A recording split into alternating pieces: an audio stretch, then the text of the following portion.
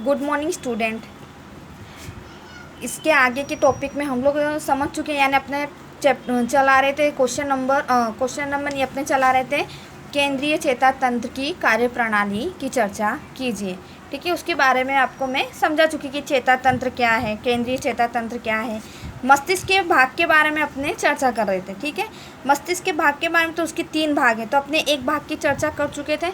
अब अपने दूसरे भाग के ऊपर आए थे। ठीक है, तो जो एक भाग की चर्चा करते जैसे मस्तिष्क स्कंद और छोटा मस्तिष्क, ठीक है, तो उसमें अपने लास्ट में छोटा मस्तिष्क के विषय में पढ़ रहे थे। ठीक है, तो छोटा मस्तिष्क कहाँ है, बड़े मस्तिष्क के पीछे स्थित होता है। उसका कार्य अपने ने क्या बताया था, तो वो हलन चलन का कार्य, नियमन, संकलन, स्मृति संग्रह, चलना, दौड़ना, नृत्य करना, ये सब कार्य करता है। साइकिल चलाना, यानी ये सब कार्य करता है। अब दूसरा अपने क्या लेंगे, सीमावर्ती तंत्र।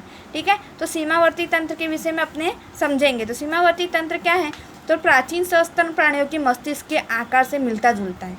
ठीक है, यानी जो प्राचीन सस्तन प्राणी थे उनके मस्तिष्क का जो आकार था उससे मिलता जुलता है, इसलिए इसे क्या कहते हैं, पुराना मस्तिष्क। यानी सीमावर्ती तंत्र को अपने पुराना मस्तिष्क के रूप में भी कहा जाता है। अब उसके कार्य क्या हैं, ठीक है, तो शरीर का तापमान का नियमन, ठीक है, शरीर के तापमान का नियमन, रक्त का दबाव, रक्त में शर्करा का प्रमाण जैसे शरीर की आंतरिक क्रियाओं का नियमन कार्य करता है। कौन, सीमावर्ती तंत्र।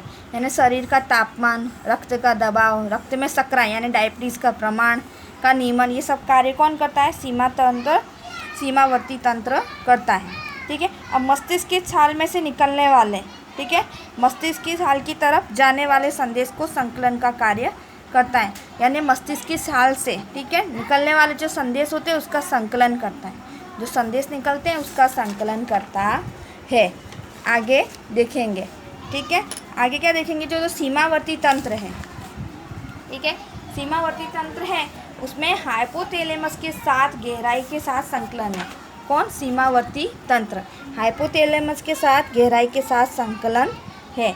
अब ये किसका बना हुआ है, तो सीमावर्ती तंत्र किसका बनाया हुआ था, हिप्पोकैम्पस, एमिडगाला और हाइपोथैलेमस का बना हुआ है। किसका, हिप्पोकैम्पस, एमिडगाला और हाइपोथैलेमस का बना हुआ है।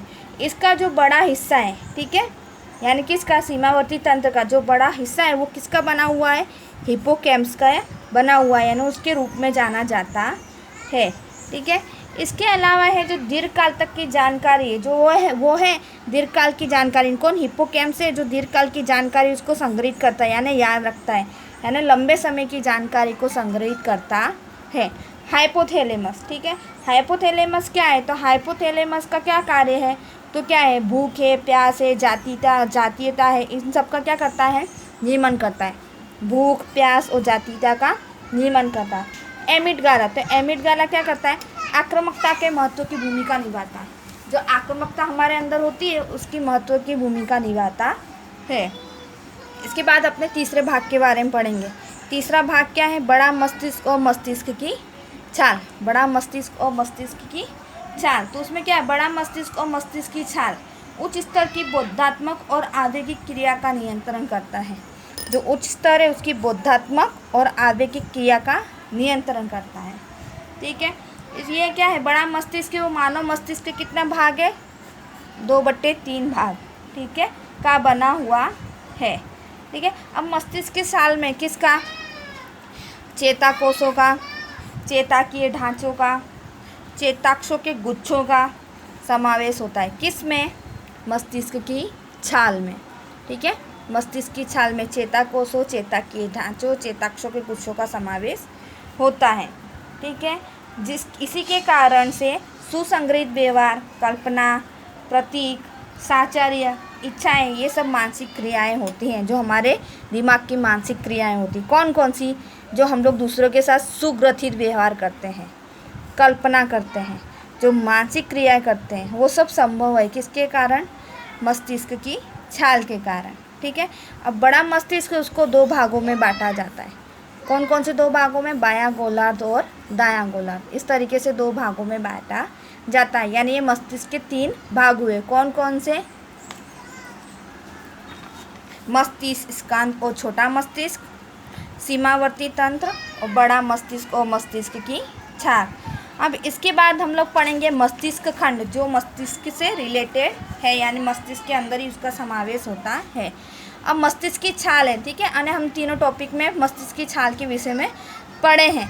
अभी मस्तिष्क की छाल के ऊपर एक खड़ी दरार होती है, ठीक है, खड़ी दरार होती है जिसे हम लोग मस्तिष्क मध्यस्थ दरार या रोनाल्डो की दरार कहते हैं, ठीक है, यानी जो मस्तिष्क की छाल होती है उस पर दरारें देखने को मिलती हैं, उसे हम लोग मध्यस्थ दरार या रोनाल्डो की दरार कहते हैं। नीचे के हिस्से में स्थित दरार को, यानी जो मस्तिष्क के ऊपर के हिस्से में होते हैं उसे रोनाल्डो की, और नीचे के हिस्से में होते हैं उसे सिल्वियस की दरार कहते हैं। अब ये मस्तिष्क खंड को 4 भागों में बांटा जाता है, 4 भागों में बांटा जाता है। कौन कौन से? अग्र ललाट खंड, मध्य खंड, पश्व खंड और निम्न खंड, ठीक है। अब अग्र ललाट खंड, तो अग्र ललाट खंड क्या है? मस्तिष्क के सबसे आगे स्थित ललाट खंड का कारक नियंत्रण और बोधात्मक क्रिया प्रक्रिया के साथ संलग्न है, यानी कारक नियंत्रण के साथ और पूरा बोधात्मक प्रक्रिया के साथ क्या है, ये संलग्न है। कौन? अग्र ललाट खंड, ठीक है, ललाट खंड नहीं तो अग्र खंड, ठीक है। इसमें स्थित कारक और पूर्व कारक क्षेत्र स्नायिक संचलन का नियंत्रण करते हैं, ठीक है। तो इसके अंदर जो है, ठीक है, पहले तो क्या है, जैसे ये इनके साथ जुड़ा हुआ है ना, तो क्या करता है, जो अपने विचार के आयोजन हैं, ठीक है, निर्णय की प्रक्रिया है, उसके लिए संभव है, यानी वो कार्य करता है, वो नियंत्रण करता है, ऐसी प्रक्रिया करता है, ठीक है।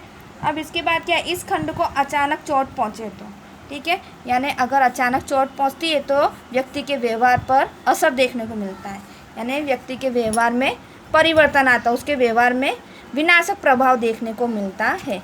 इसके बाद हम लोग पढ़ेंगे मध्य खंड के बारे में, ठीक है। अब मध्य खंड क्या है? मस्तिष्क में आने वाले सांवादिक संदेशों का नियंत्रण करता है, यानी जो सांवादिक संदेश आते हैं उसका नियंत्रण करता है। कौन? मध्य खंड, ठीक है।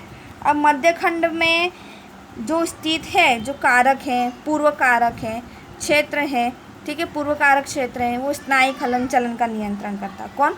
मध्य खंड, ठीक है। जो पूर्व कारक, जो पहले के हमारे कारक बनते हैं, ठीक है, वो उनका नियंत्रण करता है। पश्व खंड, ठीक है, पश्व खंड क्या है? तो पश्व खंड मस्तिष्क के पीछे के भाग में आया हुआ है, ठीक है। यह क्या क्या करता है? तो दृष्टि केंद्र पर नियंत्रण करता है, जो हम लोग देखते हैं उस पर नियंत्रण करता है। तो इसका सीधा संबंध तो किसके साथ होता है? नेत्र पटल के साथ होता है। सीधा संबंध किसके साथ होता है? नेत्र पटल के साथ होता है। इसके बाद आएगा निम्न खंड।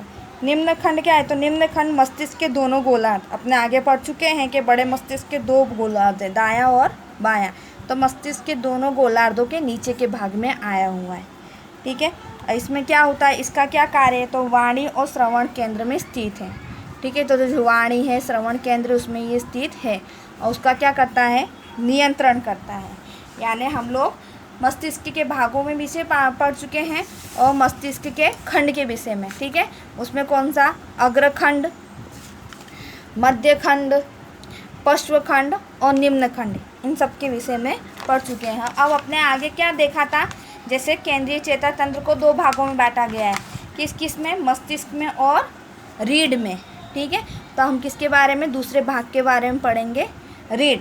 तो रीढ़ क्या है? तो हमारी छोटी उंगली के व्यास जितनी नालाकार चेता तंतुओं की बनी हुई रीढ़ है, ठीक है।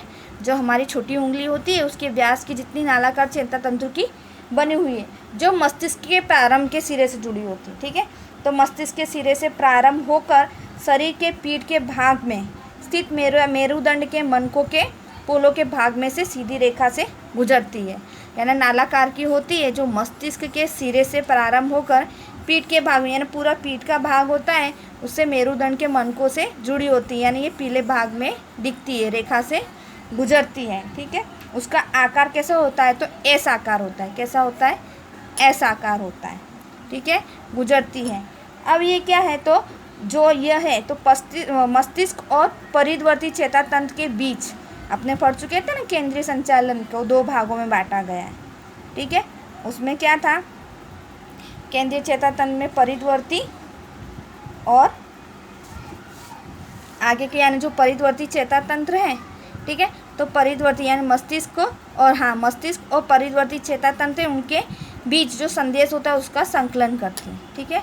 मस्तिष्क और शरीर के विविध अवयवों के बीच संदेश का वहन करती है। ठीक है, यानी मस्तिष्क और उसके शरीर के जो अवयव हैं उसके बीच कैसा करती है, संदेशों का वहन करती है। अब रीढ़ के चेताओं को, ठीक है, जो रीढ़ के जो चेता हैं पीछे, अगर उनको चोट पहुंचती है तो क्या होता है, हाथ पैर में लकवा हो सकता है, यानी व्यक्ति को पैरालिसिस हो सकता है, ना वो उठ सकता है ना बैठ सकता है। ठीक है, इसके आगे हम लोग क्या, जो केंद्रीय चेता तंत्र थे उनको 2 भागों में बांटा गया है।